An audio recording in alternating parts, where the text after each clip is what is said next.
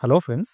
రీసెంట్‌గా తెలంగాణ గవర్నమెంట్‌కి సంబంధించిన స్టేట్ గవర్నమెంట్ బ్యాంక్ ఏదైతే ఉందో Telangana state cooperative apex bank అని చెప్పి ఈ బ్యాంక్‌లో ఫ్రెషర్స్‌ని రిక్రూట్ చేయడం కోసం ఒక నోటిఫికేషన్ అయితే రిలీజ్ చేయడం జరిగింది. ఈ నోటిఫికేషన్ వచ్చేసి 18థ్ అక్టోబర్ రోజు రిలీజ్ చేయడం జరిగింది ఫ్రెండ్స్. ఇక్కడొచ్చేసి మేల్ అండ్ ఫీమేల్ క్యాండిడేట్స్ అందరిని రిక్రూట్ చేసుకుంటున్నారు. 225 వేకెన్సీస్ ఖాళీగా ఉన్నాయి. ఫుల్‌ఫిల్ అయితే చేయడం జరుగుతుంది. ఈ 225 వేకెన్సీస్ అన్నీ కూడా 6 డిస్ట్రిక్ట్స్‌లో డివైడ్ అయితే చేయడం జరిగింది. ఒక్కొక్క డిస్ట్రిక్ట్‌కి డిఫరెంట్ వేకెన్సీస్ ఖాళీగా ఉన్నాయి. వాటి గురించి మనం నెక్స్ట్ చూద్దాము. ఇక్కడొచ్చేసి అఫీషియల్ వెబ్‌సైట్ ఓపెన్ చేస్తే మనకి ఇక్కడ స్క్రోలింగ్ అవుతుంది చూడండి. Recruitment of staff assistant in DCC bank అని చెప్పి ఈ నోటిఫికేషన్‌కి సంబంధించి మనం ఈ వీడియోలో డీటెయిల్స్ అయితే చూద్దాము. వీడియోని స్కిప్ చేయకుండా ఫుల్‌గా చూడండి. అన్ని డీటెయిల్‌గా ఎక్స్‌ప్లెయిన్ చేస్తాను. ఎవరైతే బ్యాంక్ ఫీల్డ్‌లో జాబ్ చేయాలి అనుకుంటున్నారో వాళ్ళకి చాలా మంచి అవకాశం అయితే ఉంది. మనకి లోకల్‌లోనే వర్క్ చేసుకునే అవకాశం ఇస్తున్నారు కాబట్టి చాలా మంచి అవకాశం ఉంది. దీనికొచ్చేసి తెలుగు లాంగ్వేజ్ వచ్చిన వాళ్ళకి ప్రిఫరెన్స్ ఇస్తున్నారు. అలాగే లోకల్ క్యాండిడేట్స్‌కి కూడా ప్రిఫరెన్స్ అనేది ఇవ్వడం జరుగుతుంది. సో, మీరు లోకల్‌లోనే జాబ్ చేసుకునే అవకాశం వస్తుంది కాబట్టి ఈ మంచి ఆపర్చునిటీని యూటిలైజ్ అయితే చేసుకోవడానికి ట్రై చేయండి. వీడియోని ఫుల్‌గా చూడండి. అన్ని డీటెయిల్‌గా ఎక్స్‌ప్లెయిన్ చేస్తాను. అలాగే వ్యూవర్స్ ఎవరైతే కొత్తగా వచ్చారో వాళ్ళందరూ ఛానెల్‌ని సబ్స్క్రైబ్ చేసి పెట్టుకోండి ఫ్రెండ్స్. నేను రెగ్యులర్‌గా ప్రైవేట్ జాబ్స్ ఇంకా గవర్నమెంట్ జాబ్స్ సంబంధించిన వీడియోస్ ఛానెల్‌లో అప్లోడ్ చేస్తూ ఉంటాను. వాటికి సంబంధించిన నోటిఫికేషన్స్ మీకు ఇమ్మీడియేట్‌గా రావాలంటే ఛానెల్‌ని సబ్స్క్రైబ్ చేసి పెట్టుకోండి. అలాగే వీడియో మీకు హెల్ప్‌ఫుల్ అనిపిస్తే వీడియోని కూడా లైక్ చేయండి. మీ ఫ్రెండ్స్ ఎవరైనా జాబ్ సీకర్స్ ఉంటే వాళ్ళతో కూడా వీడియోని షేర్ చేసుకోండి. ఓకే. ఇప్పుడు ఈ నోటిఫికేషన్ డీటెయిల్స్ మనం చూడడానికంటే ముందు ఇక్కడ చూడండి అఫీషియల్ వెబ్‌సైట్ ఏదైతే ఉందో ఈ అఫీషియల్ వెబ్‌సైట్ మనం ఓపెన్ చేస్తే హోమ్ పేజ్‌లో ఇక్కడ మనకి 3 డాట్స్ ఏవైతే కనిపిస్తున్నాయో ఇక్కడ క్లిక్ చేయాలి. ఇక్కడ క్లిక్ చేసామంటే మనకి స్క్రోల్ చేస్తే కింద కెరీర్స్ అనే ఆప్షన్ కనిపిస్తుంది. ఇక్కడ చూడండి కెరీర్స్ అనే ఆప్షన్ కనిపిస్తుంది కదా! ఈ కెరీర్స్ అనే ఆప్షన్ మీద మనం క్లిక్ చేసామంటే ఇక్కడ అపెక్స్ బ్యాంక్ అలాగే డీసీసీ బ్యాంక్ అని చెప్పి 2 ఆప్షన్స్ కనిపిస్తాయి. మనం వచ్చేసి ఇక్కడ డీసీసీ బ్యాంక్స్ మీద క్లిక్ చేయాలి. క్లిక్ చేసామంటే మనకి నోటిఫికేషన్ అన్నీ కూడా ఓపెన్ అయిపోతాయి ఇక్కడ. ఇక్కడ చూడండి డిఫరెంట్ డిస్ట్రిక్ట్‌లో వేకెన్సీస్ ఖాళీగా ఉన్నాయని చెప్పాను కదా! వరంగల్, మెదక్, అలాగే మహబూబ్‌నగర్, ఇంకా ఖమ్మం, కరీంనగర్, ఈ లాస్ట్ వచ్చేసి హైదరాబాద్. ఇక్కడ హైదరాబాద్. ఈ డిస్ట్రిక్ట్స్‌లలో అయితే వేకెన్సీస్ ఖాళీగా ఉన్నాయి. ఏ డిస్ట్రిక్ట్‌లో ఎన్ని వేకెన్సీస్ ఖాళీగా ఉన్నాయని చెప్పి మనం చూసుకుంటే, ఇక్కడ చూడండి వరంగల్ డిస్ట్రిక్ట్‌లో వచ్చేసి మనకి 21 వేకెన్సీస్ ఖాళీగా ఉన్నాయి. అలాగే మెదక్ డిస్ట్రిక్ట్‌లో కూడా 21 వేకెన్సీస్ ఖాళీగా ఉన్నాయి. నెక్స్ట్ మహబూబ్‌నగర్ డిస్ట్రిక్ట్‌లో వచ్చేసి 9 వేకెన్సీస్ ఖాళీగా ఉన్నాయి. ఖమ్మంలో వచ్చేసి 99 వేకెన్సీస్ ఖాళీగా ఉన్నాయి. అలాగే కరీంనగర్‌లో వచ్చేసి 43 వేకెన్సీస్ ఖాళీగా ఉన్నాయి. హైదరాబాద్‌లో వచ్చేసి 32 వేకెన్సీస్ ఖాళీగా ఉన్నాయి. టోటల్‌గా 225 వేకెన్సీ అయితే అవుతున్నాయి ఇవి. ఈ వేకెన్సీని ఫుల్‌ఫిల్ అయితే చేయడం జరుగుతుంది. నేను దీనికి సంబంధించిన లింక్ వీడియో డిస్క్రిప్షన్‌లో మెన్షన్ చేస్తాను ఫ్రెండ్స్. అక్కడ నుంచి మీరు ఈ దీనికి సంబంధించిన పీడీఎఫ్ ఏదైతే ఉందో పీడీఎఫ్‌ని డౌన్‌లోడ్ చేసుకొని క్లియర్‌గా రీడ్ చేసి ఆ తర్వాత అప్లై చేసుకోవడానికైతే వెళ్ళండి. నేను ఈ వీడియోలో మెయిన్ పాయింట్స్ అయితే కవర్ చేస్తాను. మొత్తం క్లియర్‌గా రీడ్ చేసి ఆ తర్వాతనే అప్లై చేసుకోవడానికైతే వెళ్ళండి.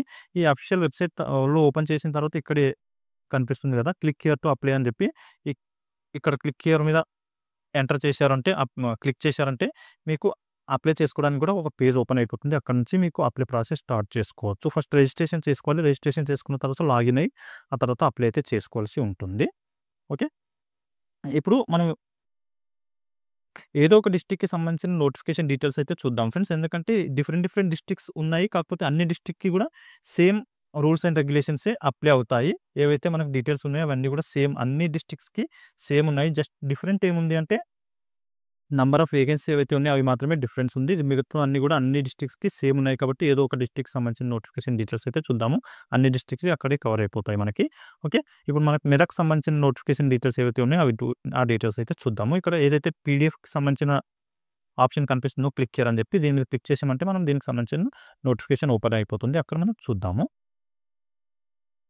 ఇక్కడ చూడండి friends. The district cooperatives central bank limited Medak head office Sangareddy అని చెప్పి మెన్షన్ చేయడం జరిగింది. ఇది మెదక్ డిస్ట్రిక్ట్‌కి సంబంధించిన నోటిఫికేషన్ డీటెయిల్స్ అనమాట. దీనికి సంబంధించిన హెడ్ ఆఫీస్ వచ్చేసి సంగారెడ్డిలో ఉంటుంది. మెదక్ డిస్ట్రిక్ట్ సెపరేట్ అలాగే సంగారెడ్డి డిస్ట్రిక్ట్ సెపరేట్ ఉంటుంది. కాకపోతే మెదక్ డిస్ట్రిక్ట్‌కి సంబంధించిన క్యాండిడేట్స్ ఎవరైతే ఉన్నారో ఆ క్యాండిడేట్స్ మాత్రమే లోకల్ క్యాండిడేట్స్‌గా తీసుకుంటారు. ఈ జాబ్స్‌కి అన్నిటికి తెలంగాణకు సంబంధించిన అన్ని డిస్ట్రిక్ట్ వాళ్ళు అప్లై అయితే చేసుకోవచ్చు. మీకు తెలుగు వచ్చి ఉండాలి సరిపోతుంది. తెలంగాణకి సంబంధించిన లోకల్ క్యాండిడేట్స్‌కి మాత్రమే ప్రిఫరెన్స్ ఇస్తున్నామని చెప్పి మెన్షన్ చేశారు కాబట్టి వాళ్ళు మాత్రమే అప్లై చేసుకోండి. ఆంధ్ర వాళ్ళకి ప్రిఫరెన్స్ ఇవ్వట్లేదు. ఆంధ్ర వాళ్ళు మీరు ఈ జాబ్స్‌కి అవాయిడ్ చేయొచ్చు. ఓకే. దీనికి అప్లై ప్రాసెసింగ్ స్టార్టింగ్ డేట్ వచ్చేసి 18థ్ అక్టోబర్ నుంచి స్టార్ట్ అయ్యింది. లాస్ట్ డేట్ వచ్చేసి ఎండింగ్ డేట్ 6 నవంబర్ వరకి అప్లై అయితే చేసుకోవచ్చు. ఆన్‌లైన్‌లో అప్లై చేసుకోవాల్సిన ప్రాసెస్ ఉంటుంది. ఇక్కడ చూడండి మనకి మెదక్ డిస్ట్రిక్ట్ వచ్చేసి 21 వేకెన్సీస్ ఖాళీగా ఉన్నాయి. ఈ జాబ్స్‌కి మేల్ అండ్ ఫీమేల్ క్యాండిడేట్స్ అందరూ అప్లై అయితే చేసుకోవచ్చు. జనరల్ ఇంకా ఉమెన్ అని చెప్పి మెన్షన్ చేశారు కదా! అందరికీ ఎలిజిబిలిటీ అయితే ఉంది కాబట్టి అందరూ అప్లై అయితే చేసుకోండి ఇంట్రెస్ట్ ఉన్న క్యాండిడేట్స్. మీకు సాలరీ విషయం కూడా ఇక్కడ మాట్లాడుకుంటే సాలరీ స్కేల్, పే స్కేల్ వచ్చేసి స్టార్టింగ్ సాలరీ 24,050 రూపీస్ వరకు సాలరీ అయితే పే చేస్తామని చెప్పి మెన్షన్ అయితే చేయడం జరిగింది. ఇదొచ్చేసి పే స్కేల్. దీంట్లో మనకి ఇంకా అలవెన్స్ అనేవి యాడ్ అయితే అవ్వడం జరుగుతుంది. అలవెన్స్ అవన్నీ కూడా యాడ్ అయితే మనకి 35,000-40,000 వరకు సాలరీ అయితే పే చేయడం అయితే జరుగుతుంది ఫ్రెండ్స్ స్టార్టింగ్‌లోనే. ఇక్కడ సాలరీ స్కేల్ మెన్షన్ చేయడం జరిగింది. ఇది ఏ విధంగా మనకి సాలరీ ఇంక్రీజ్ అవుతుంది అని చెప్పి మెన్షన్ అయితే చేశారు. మనకి స్టార్టింగ్‌లో 3 ఇయర్స్ పాటు 1,340 రూపీస్ ఇంక్రిమెంట్ అనేది వేయడం జరుగుతుంది 3 ఇయర్స్ వరకి. ఆ తర్వాత నెక్స్ట్ ఫ ఏవైతే 3 ఇయర్స్ కంప్లీట్ అయిపోతాయో 4థ్, 5థ్, 6థ్ ఇయర్స్ వచ్చేసి మళ్ళీ 3 ఇయర్స్ 1,650 రూపీస్ వరకు ఇంక్రిమెంట్ కాన్స్టెంట్‌గా వేస్తారు. ఇలా మనకి సాలరీ స్కేల్ అనేది మెన్షన్ చేయడం జరిగింది. దీనికి సంబంధించి మీకు ఏమైనా డౌట్స్ ఉంటే నాకు కామెంట్‌లో అడగండి. అక్కడ నేను క్లియర్ చేయడానికైతే ట్రై చేస్తాను. ఇప్పుడు నెక్స్ట్ వేరే డీటెయిల్స్ చూద్దాము. ఇక్కడ చూడండి. Candidates should be a local candidates of the state of Telangana అని చెప్పి మెన్షన్ చేశారు. ఎవరైతే తెలంగాణ క్యాండిడేట్స్ ఉన్నారో వాళ్ళని మాత్రమే రిక్రూట్ చేసుకుంటారు. అదర్ స్టేట్ వాళ్ళని రిక్రూట్ అయితే చేసుకోవడం జరగదు.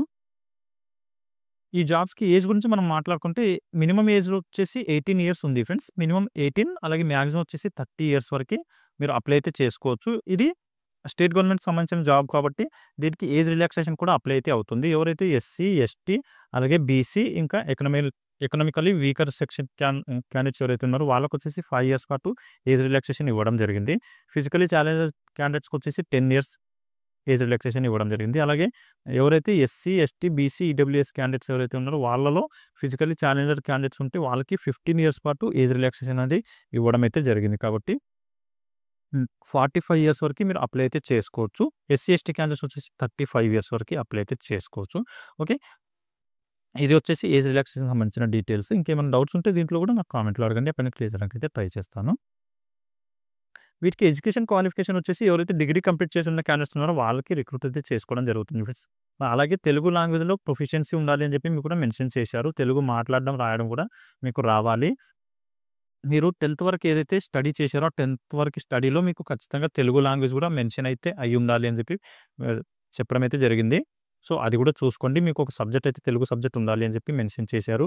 తెలుగు మీడియం క్యాండిడేట్స్ అయితే మీకు ఎలాంటి కండిషన్స్ ఉండవు. మీకైతే ఇలా అప్లై అవుతుంది. మీరైతే అప్లై చేసుకోవచ్చు. ఎవరైతే ఇంగ్లీష్ మీడియం చదివిన క్యాండిడేట్స్ ఉన్నారో వాళ్ళకి మాత్రం మీకు తెలుగు కూడా వచ్చి ఉండాలి. తెలుగు లాంగ్వేజ్‌లో మీకు రాయడం, చదవడం రావాలి అని చెప్పి మెన్షన్ అయితే చేయడం జరిగింది.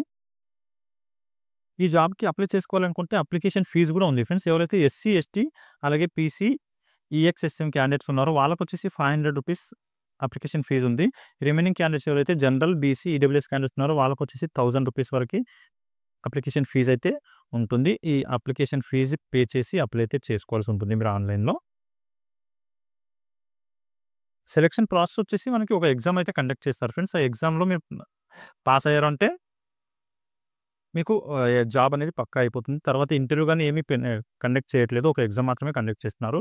ఈ ఎగ్జామ్‌లో ఏ టాపిక్స్ నుంచి మనకు క్వెషన్ రావడం జరుగుతుందంటే జనరల్ లేదా ఫైనాన్షియల్ అవేర్‌నెస్, అలాగే అవేర్‌నెస్ ఆన్ క్రెడిట్ కోఆపరేటివ్, అలాగే English language, reasoning ability, numerical ability. ఈ టాపిక్స్ నుంచి మనకి క్వెషన్స్ అనేవి రావడం జరుగుతుంది. 2 అవర్స్ పాటు ఈ ఎగ్జామ్ అయితే కండక్ట్ చేస్తారు మీకు.